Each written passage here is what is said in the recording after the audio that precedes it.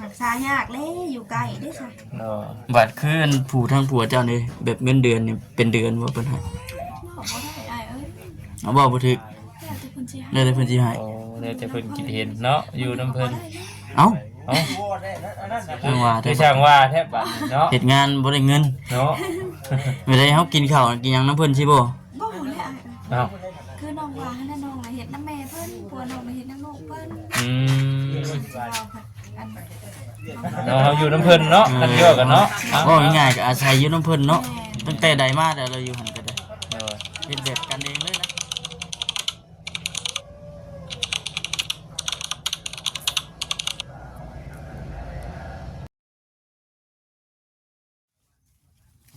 นั่งอยู่โฮมเย็นๆก่อนพี่น้องเอ้ย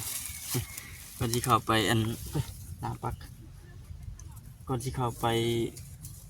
อบรมกับอันสาวทองมีเอื้อยของสาวดำพอดีว่าทางเบาคำไปอันเฮือนสาวดำเพิ่นพี่น้องเพิ่งกินนี่แต่ว่าโบพ่อเพิ่นเพิ่นว่าพ่อเพิ่นยังว่าสิรับเอาลาวมาพี่นะทับอิดเนี่ยว่าสิพากันไปพุ่นแล้วก็สิไปชวนเรามาพี่มากินข้าวกินน้ำอยู่พี่แน่พอดีได้ยินว่าทางบัจิตเพิ่นว่าทางบริษัทเพิ่นมีนัดกับทีมงานแน่ว่าซั่นคือจีแมนเลี้ยงข้าวเลี้ยงน้ำนี่แหละพี่น้องเนาะนั่งเปิดคลิปอยู่แคมป์ป่าว่าซั่นแต่ว่าบ่พอเพิ่นพี่น้องเลยสาวดำเพิ่นมาถามผู้เป็นเอื้อยเพิ่นว่า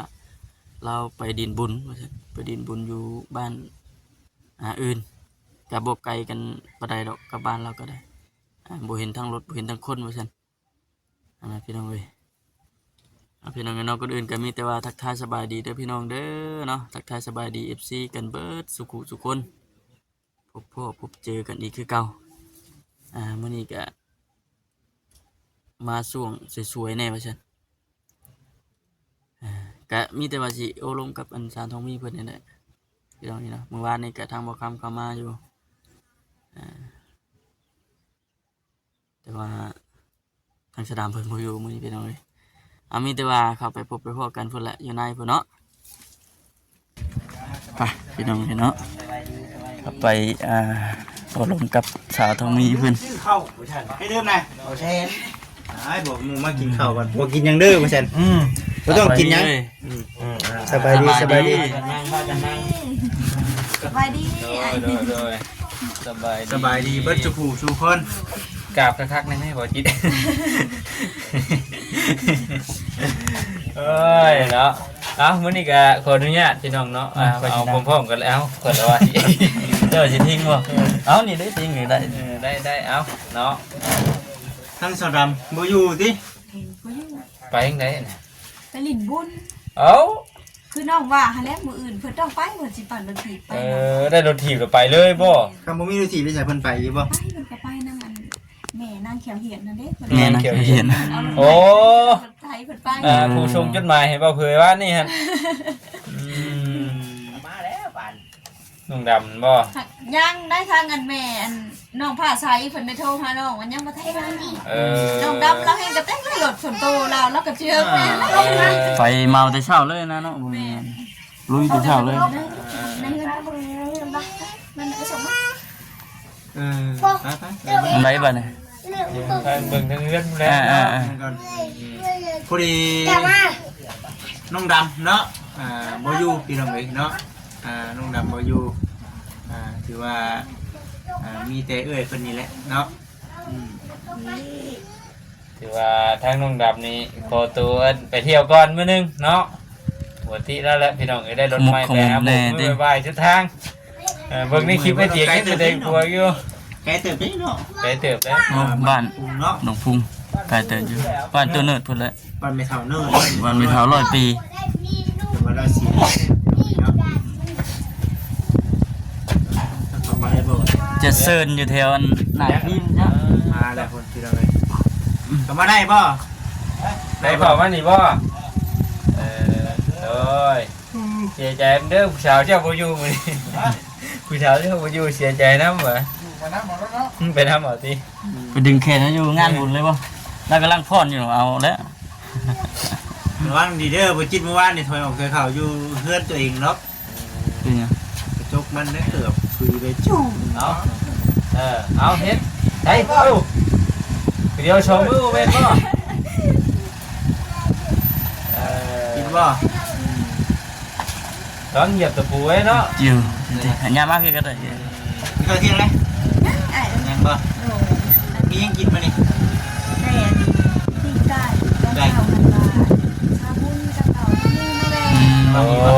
จะได้ปีไก่จะสำคัญ พ่อลูกหลานกินบ่ ไปดึกๆดิ ไปมากกับพ่อแม่นบ่มื้อนี้ 8 โมงเปิดออกไป เช้านี้ น้องโทรไปเช้านี้ถ้าเมื่อกับผู้บ่าวเพิ่นสิมาถามสัมภาษณ์เด้อจะบ่มาบ่ จักหน่อย ไปดินก่อน จัก สิ จักหน่อยแต่เช้าจนฮอดเที่ยง โอ้จักหน่อยแล้วนี่ก็ถือว่าเฮิกเติม หน่อยชาวดำบ่ธรรมดาเด้น้องพี่น้อง จังหน่อยพี่ก็ก้อยได้นี่จังหน่อยฉันเอาไปเอามาจนเพลน แต่เป็นเพลนก็บ่มาเนาะ คือเรื่องรถเป็นป้าไปใส่ก็ ขึ้นทั้งเงินเลยได้เพิ่นว่าน้องเจ้าได้รถได้ว่าเราเอาขึ้นจอดทั้งเงินหัวอะไรหันรถแล้วเหี่ยวอ่ะ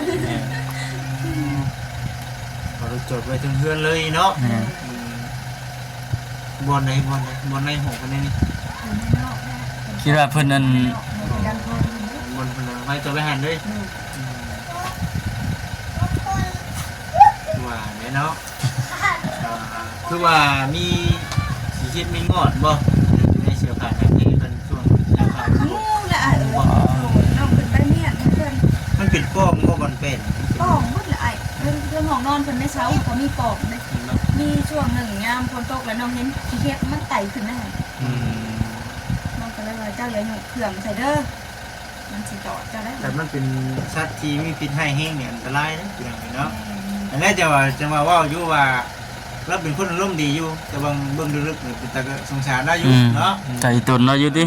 อยู่คนเดียวดิแบบว่าอารมณ์ดีนะอารมณ์ดียิ้มไหวนะอะไรก็ได้ ยิ้มสู่ไว้ว่าซั่น สูบเนาะ ถือว่าเอ้ย คือแบบเพิ่นแบบเป็นคนสิว่าแบบบ่อีหยังมากมายกับชีวิตนะมีกิน เน็ต ก็กิน ชิวๆเลยนะเนาะว่าง่ายๆกันเนาะ ทำบ่มีนี่ก็คือปั๊บมือก็ได้แล้วบ่กินข้าวเลยนะ เอ แล้วก็เฮ็ดเรียกของเราไป เออ โน่ยกันบางเทื่อเราบ่ได้มาหาเอ้ยเด้เอ้ยถามกินข้าวบ่ข้าวเฮาหมดแล้วก็ว่าก็บ่มาหาเอ้ยมีแล้วก็กินบ่มีแล้วย่า กินมันมีนัยยะดิ เรียบง่ายๆเนาะง่ายใครอดได้ คือ เนาะ ช่วงนี้ ได้ เป็น สิ เรื่อง หายแล้ว เข่าของคนอีกนะคือว่ามีเข่าอยู่เนาะเบาดีเบาบดบ่ แม่น มื้อละเทื่อมื้อก็2มื้อเทื่อนึง หนึ่งตอนเช้ายาตอนแรงใช่นะเนาะ คนเดียวเนาะ แม่นคนผู้เดียว กินช้ำที่กินเพียงเลยเนาะ เอ้ย เบิ่งไปเนาะคือว่าอะไรพี่น้องเลยเนาะคือมื้อนี้ก็มาหาทั้งสาวตรงนี้เพิ่นเนาะทีมงานมีเต้าหู้กันยังนะดูไปเบิ่งลูกไปพี่น้องเลยเนาะแต่คนแรกเดียวจังหวะกันคนแรกเดียวทั้งบ่เสียนเพิ่นเพิ่นมาลำดังพี่น้องเลยเนาะมันมีหยังก็เดี๋ยวเฮารอเบิ่งรอชมไปนํกันพอดีแหละเรากินข้าวกุมภาเลยแล้วมื้อนี้ ดู เสียที่แต่ทั้งสะดำเพิ่นบ่อยู่เนาะ โดย มันเป็นอะไรเป็นงานแบบใดก็ เอิ้นอันนั่นคิดสมาดู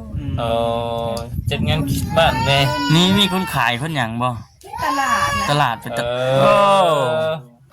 โอ้เลยที่แต่ห้องเพลง โอเคเนาะเรียบร้อยบัดที่นี่ใช้ยาสรุปแล้ว ยังอยู่ ยังอยู่ สัญญาณโทรศัพท์บ่ สัญญาณ คือว่านั่นเนาะ แต่ก็คือสัญญาณแห้งอยู่ เสียงอยากเบิดเนี่ยนะ โอ้บนปวดดึงเลยเนาะ ถือว่าทั้งน้องดำบ่อยู่มื้อนี้เนาะถือว่าขอไปดินไปเที่ยวก่อนเราก็ได้โดนๆเนาะปีละเทื่อนะทั้งอันที่แม่นก็ได้ เราก็จะว่าคันบ่มีรถถีบจะแท้สีฮอดบ่ได้ไปมันจะ ไปเนี่ย ไปก็ไปรถคนอื่น นี่ก็ไป แม่ ไปรถไฟ แต่สาวมาเพิ่นเอารถไทยไปเพิ่นก็ได้โทรมาชวนน้องอยู่ คนมักมวนเนาะคนอารมณ์ดีคนมักมวน ถือว่ามื้อนี้ทางเราจักสิมาจักมุงเนาะถือว่าไผเข้าไปก็แม่นบ่พอนะทางน้องดำมื้อนี้ ชื่อแรกๆเพิ่นน่ะ ตัวเลี้ยงคำเนาะท่านได้ไปก็เป็นเบิดมื้อ ยันกุมมืออยู่เบิ่งนี่เนาะ ไปจักโมงเช้านี่ 8 โมงเช้า 8 โมงเช้าปอ เราหันจังหวัดสิไปก่อนเขาสิบ่จัก เออ แล้วปั่นรถทีไปได้สิป้าคนเมืองไทยนะก็ป้าไป8 โมงค่ะ อ่า แล้วเราออกก่อนเขาเราปั่นรถที เนาะสิ่งใดคือว่าเนาะเพราะว่า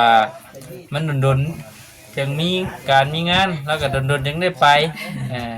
ให้อิสระแล้วก่อนมื้อนึงเนาะ ให้เวลาเราเที่ยว ให้ กัน เว บ่ ลาเราเที่ยวกัน ขมกขมแต่น้ำเตาห้วยเนาะ เพิ่นยังเก่งอยู่เดี๋ยวปีใหม่น่าสิ โอ้เพิ่นเล่งบ่ ยังบ่หลายปานใดนะวะเบิ่งไหนก็ได้ของเรา เพื่อนหายเพื่อนยิบไปผู้เดียวมาเป็นผู้เรียน อื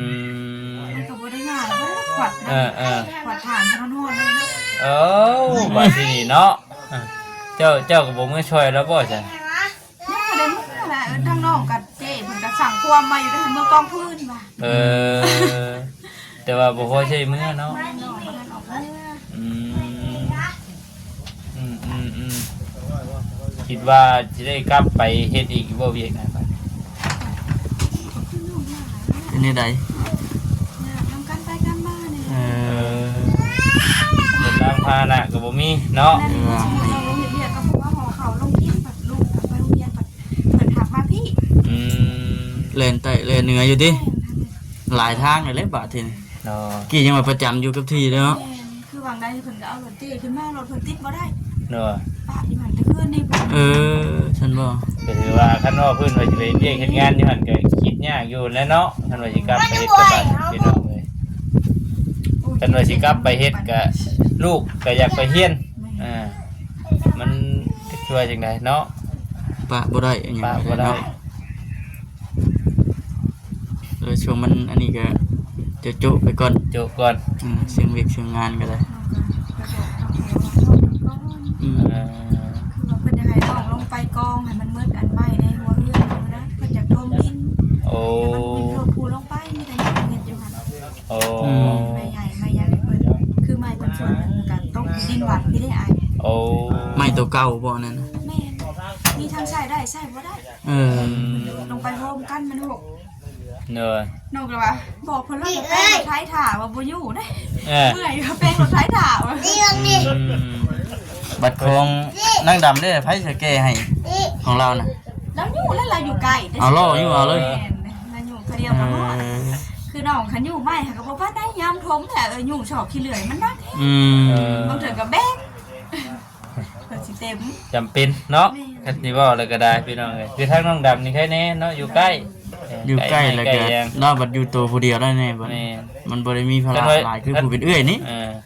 คือเราเห็นในเล็กกองน้อยๆเรากิน เพราะว่ากลุ่มเราแหล้วเนาะ เฮ็ดตามกำลังคัน ตามกำลังเรา คันไปเฮ็ดใหญ่เฮ็ดเอื้อยก็บ่ไหวได้หรอกอ่ะผู้เดียว คนเดียว อืม แต่ผักซายากเลยอยู่ไกลได้สัก เนาะ บัดคืออันผู้ทางผัวเจ้านี่แบบเงินเดือนนี่เป็นเดือนบ่เพิ่นให้ บอกว่าได้เอ้ย เอาบ่บ่ถึก แต่ทุกคนเชียร์ ได้เพิ่นสิให้ โอ้แล้วแต่เพิ่นคิดเห็นเนาะอยู่นํเพิ่น เอ้า เอ้า เพิ่นว่า คือช่างว่าแทบบัดนี้เนาะ เฮ็ดงานบ่ได้เงิน เนาะ ไม่ได้เฮากินข้าวกินหยังนํเพิ่นสิบ่ บอกเลย เอ้า คือน้องว่าให้น้องเห็ดน้ำแม่เพิ่นปัวน้องเห็ดน้ำลูกเพิ่น อืม เราอัน เนาะเฮาอยู่นํเพิ่นเนาะกันเยอะกันเนาะ ก็ง่ายๆก็อาศัยอยู่นํเพิ่นเนาะตั้งแต่ใดมาแต่เราอยู่หั่นก็ได้ เนาะ เฮ็ดแบบกันเองเลยนะ น้องว่าจะให้เพิ่นพักเลยว่าจะเฮ็ดโคเป็ด อืม 10 โมงเพิ่น3 คนมาหาเอาก็ได้ไป เออ คือเมื่อคืนหาไปเอาไม้นำเพิ่น12 โมงจะได้กลับเข้ามาเฮือน12 โมงก็คืน บัดเจ้าผู้อยู่เฮือนอยู่แท้บ่ได้คิดย่านหยังติ พี่ช้างน่ะเนาะบ่ย่านดอกน้องย่านแต่คนน้องนี่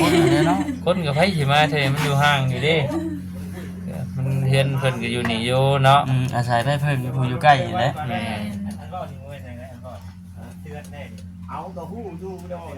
ทางนั้นก็เตือนกันดึกๆแล้วบาดนี้เนาะโอ้ย เพิ่นสิมาพอกันเนาะ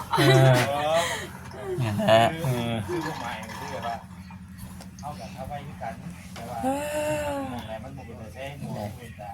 ถือว่าทางสาวทองมีก็ถือว่าหยุดก่อนพี่น้องเนาะไปเฮ็ดเวียกอยู่ในหันทางน้องดำก็ถือว่ามื้อนี้ก็หยุดเวียกอีกอุ้ยไผก็หาก็เป็นหยุดนะครับได้ยินเพิ่นว่ามื้อนี้สิให้ทานให้แล้วว่าซั่นเนาะแต่ว่ายังติดไปเที่ยวอยู่ เดือนละ มากันแรงๆใช่ไหม เออ ก็บอกนั่นเราก็สิหาผู้นั้นแหละซอยผู้นั้นเด้ ไผ ผู้แม่น้องพาใจนี่ โอ้โอ้น้องผ้าใสเพิ่นนี่ยอมรับว่าเว้าเป็นเด้อ เก่ง เนาะ ปะ จะบอกเกี่ยงได้ เออ เราไปโรงเรียนเขาสัมภาษณ์ได้ โนทั้งน้องผ้าใสเพิ่นว่านี่สาวดำเว้าชำนึงมาเว้าหยอกเว้าเผยชำนึงโอ้ยจังว่า โอ้เก่งครับดิ โอ้เกี่ยงบ่ร้อยบ่ร้อยเพิ่มน้ำเพิ่มตอนให้นะคันสิเว้าก็ได้ เขาสัมภาษณ์แล้วเป็นเรื่องเจ้าจัง